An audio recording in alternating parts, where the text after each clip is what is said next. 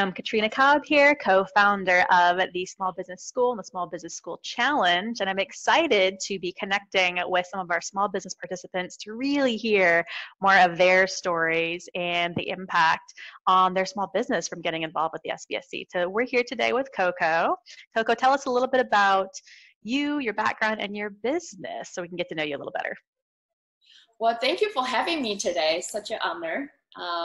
This is my first interview, so I'm very happy to be here. I'm the owner and esthetician of Coco Spa and Cozy Skincare based in San Francisco, California. I'm a solopreneur, so I do everything from serving my client to do the laundry to marketing and running my business. Excellent. And you've got a long history in skincare entrepreneurship, correct? Tell us a little bit more about your background.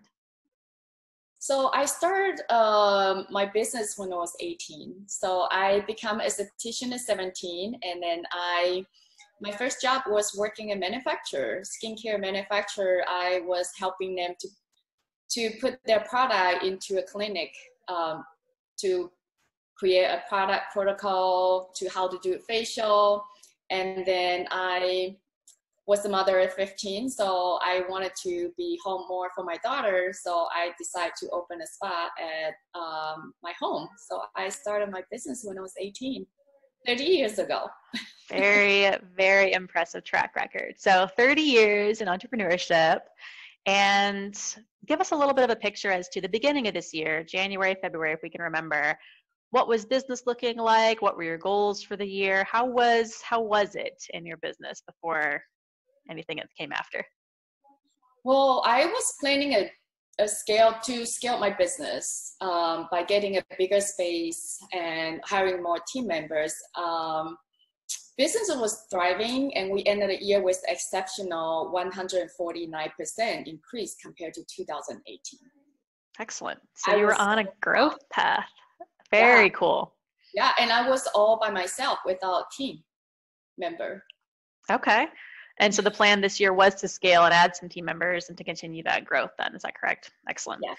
Now, how much of your business tends to happen in person, to put a little context behind what came in March? Oh, it's 100%. I mean, I go to work every day, 5 days a week, and I work from home 1 day a week. I mean, I do have a personal life, so I do spend 1 day out of week with my boyfriend. Poor guy. But yeah, I pretty much work 24/7. I mean, even though I'm home, I still respond to clients. I still reply if they have questions. They always ask me, Coco, what do you think about this product? Coco, what do you think? Should I buy these? You know, like Coco, what do you think about this food and how much I got questions all day long behind the scene, and then during the day I'm in the treatment room taking care of my client all day. So so very, very hands-on skincare spa business. So paint the picture of when the coronavirus came through, when the COVID-19 scare really hit, when shutdowns were mandated. What did that do for you and your business? Well, as I mentioned, my business ran in-person service, so I lost 90% of my income for my business overnight. The loss is huge. You know, I'm still paying the rent, and not being able to have generated income from that is very hard. And, you know, the first two months, I was just like, okay, I can, surviving scale, right? Like, knowing what I can do to take care of myself, eating healthy, exercise, get on the call, try to figure out what to do. Then after 2 months pass by, I start just like, crying and just like, with all what's going on in this world, it's just a lot of sadness. And it's just a lot of impact. A lot of impact. Especially when like your entire business is pretty much in person, right? To be 1 shut down and then 2 shut down indefinitely or with a lot of uncertainty, that's really hard. That's super stressful. And I know you said earlier you're very driven to take care of your daughter and be a provider too. So speak a little bit to just kind of the emotional side of what that experience was like. Well, grew up in Asia, we were taught like don't complain and be humble. And if you suffer, suffering alone because nobody want to know. So being suffering alone a lot. That's the emotional side. It's just like, it's just like cry when nobody's there. We don't cry. The kids is so funny. Kids cry because someone is there, right? They if they hurt and if they see someone is there, start crying. If they're by themselves, they just okay, it's fine. But as adults, I feel like when I hurt or when I feel sad, I just kind of tuck away in my own world, just like, okay, I can suffering alone. Nobody need to know. It's a hard thing as a solopreneur and an entrepreneur running and growing a business too, especially in times of challenge. So from suffering alone to hearing about this brand new thing, the Small Business School Challenge, how did you originally hear about it and what were your thoughts when it came across your world? Well, it's like a hope, right? You feel supported and loved without knowing there are people. Because also another thing, being Asian culture, we were not allowed to ask for help. You're supposed to figure everything out on your own. You're supposed to take care of yourself on your own. On top of, you should be able to take care of everyone on top of taking care of yourself. So yeah, it's make me want to cry when I think about like at that period of time. I mean, it had been a lot of things had happened since this SBSC, and during that time, I just feel like there's a God. I'm not joking, and I'm not religion in that way, but it feels hope. Okay. It feels warm. Yeah. Okay, so learning there was an event that you could take part in for free where you're going to get support on the business end and help to figure this out and find a way through it. Hope is the overriding feeling. I love that. I think that's a really great outlook. So how much did you think they could do? Oh, sorry. I want to pack on that. When you talk about, offering for free, I will tell you, I have learned very young age, there's no free lunch. Everything has a cost. And then I saw, it's never happened in my life that in the business world, right? And I started seeing that since pandemic, like people are willing to provide the resource of who they are to help. And that's one thing I think it's really touched my heart to see people are showing up. Because I will tell you, it's really hard to hire people when you are trying to budgeting and reinvest in the business. And I'm still doing the laundry to cut down the cost. I mean, I'm wearing a different hat every day, and I know a lot of solopreneurs can relate to that. I'm still scrubbing the floor myself. So yep. Excellent. I think that's the good thing about crises is there's an opportunity to bring out the best in people and bring kind of the altruistic, helpful, giving, and generous side. And I love that we saw that because the MBAs also volunteered their time to deep dive with these business owners and create solutions. And like the whole figure, we had 600, 700 people involved in the first event in 48 hours, and everybody was there to be helpful and to give. And I think that's a beautiful reflection. So thank you for pointing that out. To go back to the event itself, right? Only 48 hours. You get 3 lovely MBAs to try to brainstorm and innovate with you. How much did you think they were going to be able to help you with during that time? And then what actually do you feel the impact of that experience was for you? Well, I didn't really expect much as anything would help at that moment. That was just such a blessing to have some support and help from people. So I just like feel grateful, right? That they are bringing their expertise and their skill that can assist me. I mean, it's dream come true for me. I have been dreaming about it, manifest that for years since I started my business. I'm like, I need help, but I just don't have the money for it, right? And so, because I'm so used to do everything on my own, like any help is just so grateful already. So I didn't have a high expectation. I was just so happy.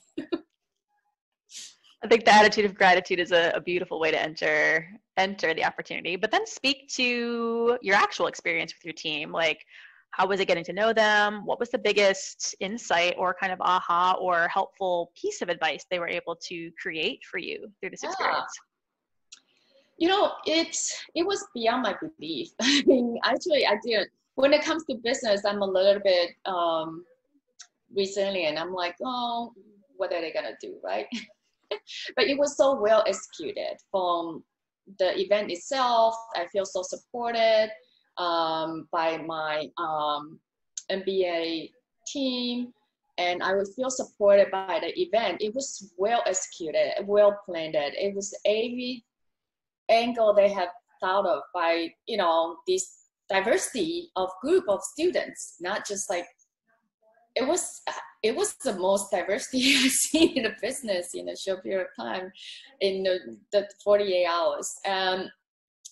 The biggest value I take from was the collaboration, the kindness, and the brainstorming, a collective intelligence. Like, I've been wanting for so long to have someone just bouncing an idea with me. You know, I've been trying to find for this co-founder or co-owner. It's just so hard because, you know, I don't have anyone to talk to when it comes to business, right? So it was being able to bounce the business idea and resource from the event. It was so helpful. Excellent. So yeah, having the brain trust outside of your own solo vision is really valuable. Were there any ideas in particular or strategies that they helped you to see that you think is going to impact the rest of this year and help you get back on a good path with the business? Yeah, because well, I received a detailed checklist with the resources and suggestions of how to improve my social media presence, because that's all I can do right now without having a store to run. By getting my personality and passion reflect on my business brand, because it was so hard, because business is a brand and then me as a person who runs a business. So I have a lot of fear of like what I should show up and how my business brand should show up. So they have helped me. They really listen to me and see me as a person and is struggling with how to run this business from the beginning, not just the pandemic itself. So they really see me and help me in a way of like, they're not doing it for themselves, they're doing it for me. And is humankind, right? That's just amazing. Excellent. So the big piece, what I just heard, is they really helped you figure out how to show up as a brand on social and start to build your visibility and presence and kind of recognition so that you're ready to go when doors open. Is that a great short-term solution for you that they were able to suggest? Yeah, because I'm reminded that I have the resource to get through this, relying on the scale and stress they provide. And that has gotten me to this point that I feel that I'm able to focus without being traumatized through this event. Yeah. That's a big shift from, to your point earlier of 2 months in going, I'm going to go cry in the quiet, to feeling like now you have focus and a path forward. So has the experience with the Small Business School Challenge changed your business plan for the rest of the year then? Do you have kind of a new plan, a new insight, a new goal in mind as a result of working with the team? Yeah, it kind of gave me a better idea and checked the box for me that I've been wanted to do this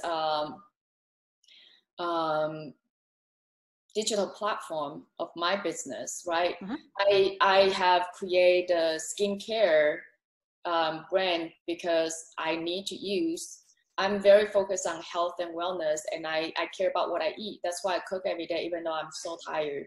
I still come home and still prep my meal on the weekends and still cook. And I eat pretty much organic as possible, and, you know, no dairy, no gluten, limited sugar, all that kind of stuff.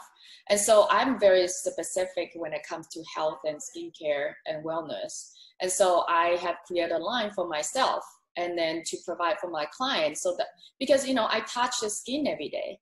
Those are the products people put on day and night. I put it all day long on my skin. My body is touching the chemical all day long. So I wanted to be more healthy more on the natural ingredient, no paraben. And so I have provided that, but I'm grateful I still have 10% of income through my clients. They can replenish online. I have created that to be extra service for my clients, so they don't have to come to the spot to pick it up. I can just ship it to them, and they don't have to call me if I'm busy in the spot. They can just order online at any time they want. So it has kind of helped me to know the urgency that I have to create this online presence a little bit more on the e-commerce, but I don't know how to do e-commerce. I'm a esthetician, I'm a business owner. So that's why it's also another thing that has kind of, made me think about how can I create a brand online presence, and they are helping me with that. So that's excellent. Yeah. Okay, so step 1, build the brand online. Step 2, develop further e-commerce opportunities and a new revenue stream, or a improved revenue stream there to make up the gap when you can't service in person. Brilliant. So yeah, so there's some business model innovation there. I love that. Okay. Where do you think things would be as we head into the second half of this year if you hadn't had that opportunity to have that extra brain test and that extra chance to brainstorm and ideate with people outside of the business? Can you say that again? If you hadn't had the chance to participate with your MBA team and get some of their support and ideas, where do you think your business would be headed the rest of this year? What do you think would be different? What would be different? The truth is, it would be a mess. Because I hired a new member of esthetician, and she already told me she's terrified going back to work. She doesn't feel safe, so she's not coming back to work until end of the year. And the truth is, I feel the same way. When she told me, I feel she was so courageous. So that's one thing about I love younger generation. They have courage to put themselves first. When in my generation, we always put everyone first. We always think everyone is more important than us. Everyone matters more than us. And that's the reason I hired her. I love her, and I think she's smart. I always like to hire people who are smarter than me. And that's why I love hire MBA students one day if I can afford it. Because I always like people smarter than me, and I love learning. That's one thing about being entrepreneur or solopreneur, is to be able to learn and expand as a person and keep learning and teaching at the same time. So I love that. So yeah, it would be a mess because I'm not going back either. So I don't know what I would do with my business. So the online and e-commerce piece is actually even more important now because we're not in a hurry to open up the in-person spa because of safety concerns and personal values. I love that. It's really hard because it's an unknown, right? We don't have the vaccine, and everybody talk about that. It's just being responsible. One thing I know, being a business owner, the responsibility is huge. I am not just represent me as a person. I'm represent everything in the life that has to think about it.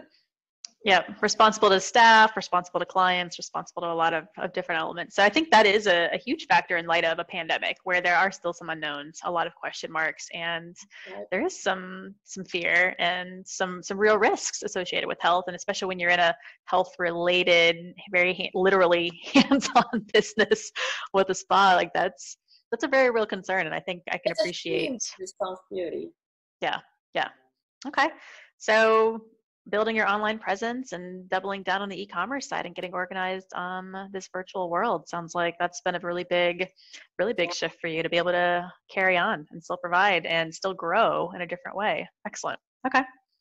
Well, based on the experience you're able to have of being able to team up with a group of MBAs and spend 48 hours brainstorming and coming up with new ideas and solutions for your very specific problems, what lesson or what piece of advice would you give to another small business owner who may still be struggling or not have a path forward at this stage?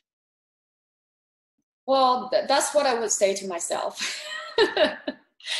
Take good care of yourself. Be patient. get help from experts, specialists. There's a power in partnership. You're not alone. Don't be afraid to ask for help. And don't forget, success not come from answers. It comes from courage. So learn to be resilient, to love yourself, get support system from your loved ones, and having a conversation. I think having a conversation is so important. We can create magic when they create from one another and create from others. So that's what I would, and I'm here. I love helping people. You don't have to be my client to be helped. I help a lot of people for free too. So in many ways, that's maybe why I have carefully craft my business in a very slow pace and referral only, organic way of connecting. How I resource my client is very carefully crafted. It's referrals only. So that's also the reason why I am learning to how to keep aligned with my purpose in life, is to help others and support and still create a meaningful business with resource that you guys are going to provide. So, because I do love to work with people that I trust and that doing meaningful thing like you and Davey both, and that's what I love. And Excellent. Yeah. There's a lot of brilliant advice in there for any of you guys watching. The nuggets that stood out to me from what Coco just shared is, you're not alone. It's okay to ask for help. Go find an expert, reach out to somebody, and be open to receiving and making new connections and talking to people. Because that's the way through this. So fantastic. All right, Ms. Coco, it's been an absolute pleasure. For anybody watching that wants to learn more about your business, explore what you're up to, or get in touch, what's the best place for them to go to do that? Well, I have sent you in the chat. You can follow me on Instagram, Cozy Skincare, and Facebook, and also our website, www.cozyskincare.com, and it's COZISKINCARE.com. I'm a foreigner, so I like to spell things for people, so just in case. That's perfect. We'll also share those links with this video so you guys can have easy access, and it's also on the beautiful background that Coco has on her video, so you guys can see how to spell and be able to find her. Thank you so much, Coco, for sharing your story in business and your experience with us, and we can't wait to see how you continue to grow and evolve, especially with your new online brand and e-commerce strategy moving forward. Well, I wanted to say that this background is created for my MBA team, so I love them. They have not only created a resource and checklist for my online presence, but they also have tell me that I can reach out anytime. Oh, that's beautiful. Love the relationships that were. And one more thing I want to say, before we even entering the competition, I already feel we are the winning team. In my heart, they are my winning team, and we are a team that we are winning. No matter we win or not, we're already winning. So I love that. So thank you so much for your time today. Really appreciate it. You as well, Coco. I'm so glad you had such a great experience. I had a chance to meet some wonderfully creative and generous MBA students to help you chart a new path forward, and that they've been such an asset to you. That's so great to hear, and that's why we're doing what we're doing, and hopefully doing a lot more of it in the future. So thank you so much for your feedback. Everybody go check out Cozy Skincare, and we'll be back with some more stories from small business owners real soon. Thank you so much for your